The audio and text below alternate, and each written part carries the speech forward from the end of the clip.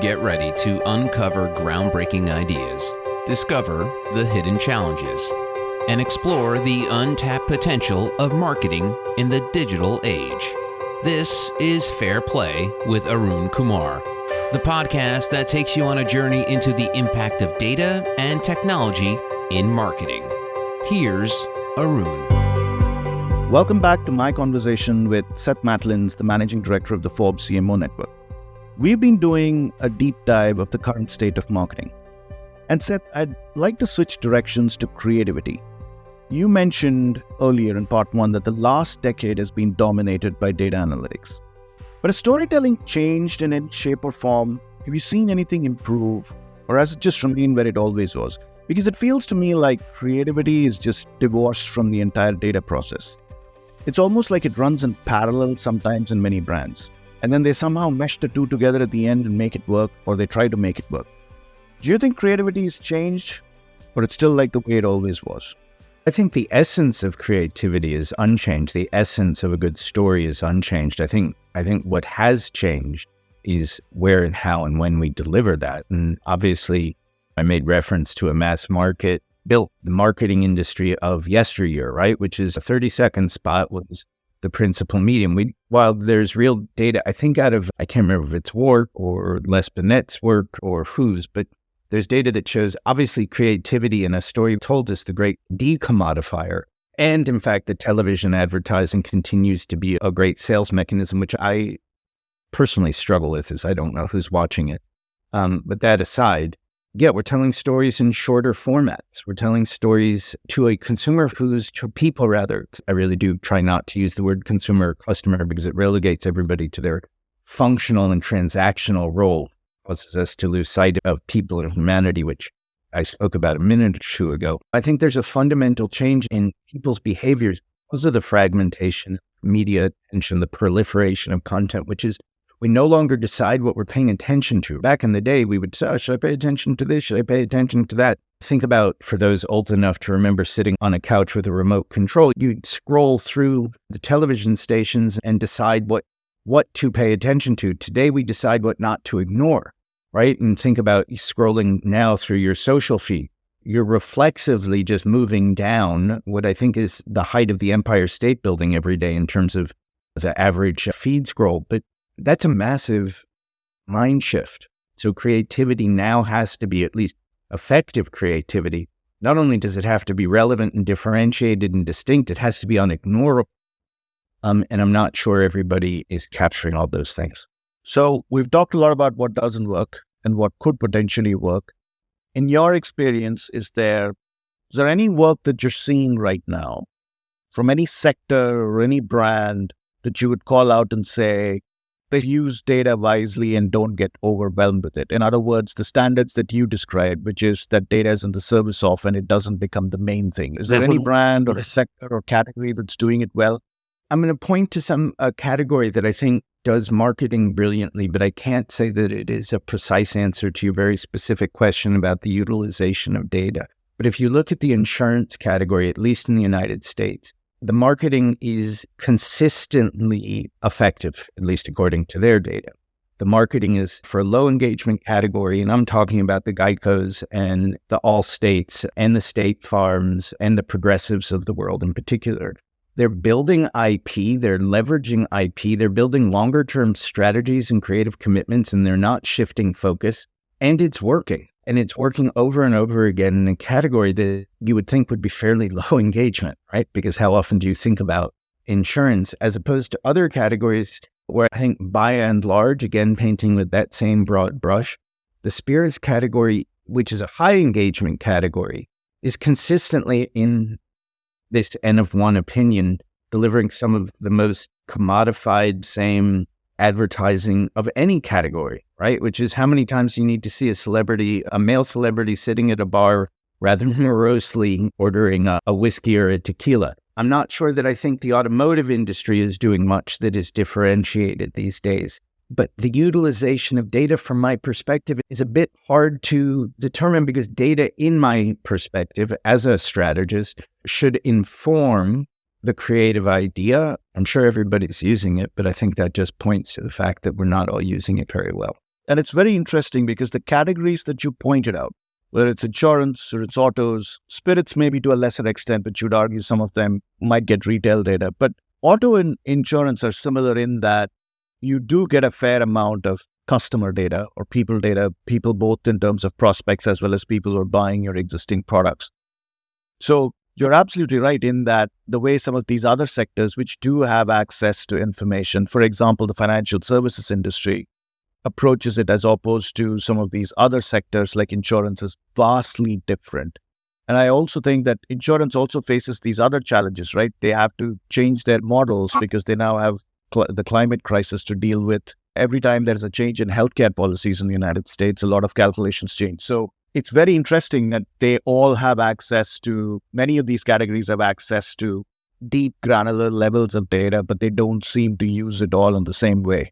That's absolutely right. And I think, by the way, that's a good thing, right? If we use it the same way as everybody else and we have the same inputs, the output's going to not probably work in any differentiated manner. But I think that's what we're seeing, or at least there's evidence that's what's happening. And I think again, not all, and you know this far better than I do, Arun, not all data is actionable, not all data is relevant, and not all data is equal. And I don't know. And again, I'm speaking more creatively than from a very tactical perspective of media delivery, which is in and of itself a creative exercise and seems still to be divorced from that.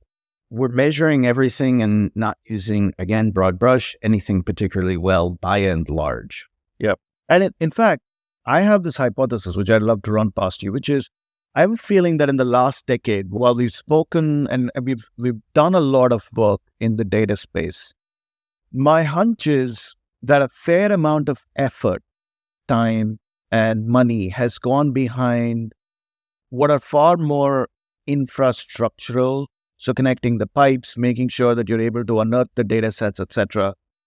And I have a sense of, I don't really feel like analytically we moved the needle that much in coming up with outputs that could really land differentiated insights. Because I've seen so many times people produce insights, quote unquote, from large data stacks, which look and feel very similar to what you could have got if you'd just done simple primary research. So my hypothesis is we spent a lot of time just trying to get the I have more than you mentality as opposed to what sense am I making off of it. I couldn't agree more. I think you're absolutely right. And I'm reminded of this precedes the past decade. It's circa 2003 or 4, if I recall. So suddenly 20 years ago, which is amazing. I had a client who was I was at C at the time. I had a client, one of the largest FMCG companies and brands in the world. And they commissioned a study that they put on my desk. It was literally 500 pages to prove that music was important to teens. And I looked up at them. I was like, what?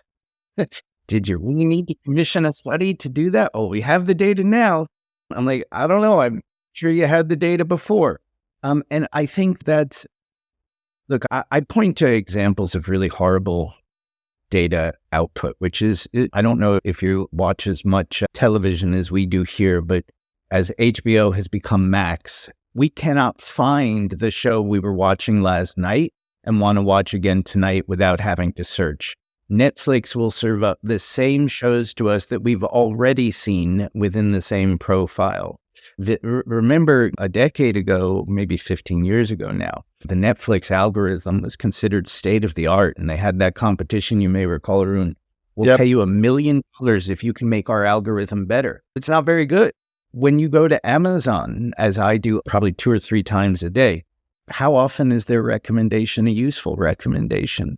And not very often in my experience. And I go back to, I wish I could remember who to give credit to for this statement, but I don't, which is back in the day when Google and search were really changing the way we live. Somebody said, Google is a database of desire. It's a database of intention. And I think that's what we need to, how we need to be looking at data. And I don't think we're looking at it very often in that way. And I don't think it's proving itself wildly capable of delivering against that intention to move us further down, what I'll refer to as the funnel. I feel like, basis what you've said, And what can be seen that some of the romance of it has gone out, right? Like the recommendation engines have become stale. Everyone puts the word AI next to whatever they've come up with as if that in and of itself is a panacea. And it feels like the magic is missing.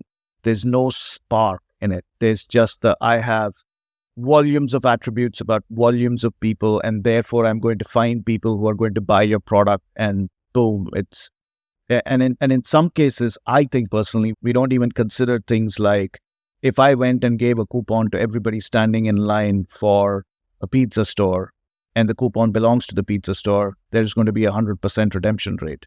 And I feel like some of those basics are getting overlooked. I think you're right. And I think that magic is a high bar. We should always seek to clear it, but it's a high bar. I think relevancy is also what's missing. And I think inside that is I'll offer a perspective that despite how much has changed, will change. We still buy fundamentally for the same reasons, right? The architecture of the human brain hasn't changed very much. And we still buy for emotional reasons and then rationalize them intellectually.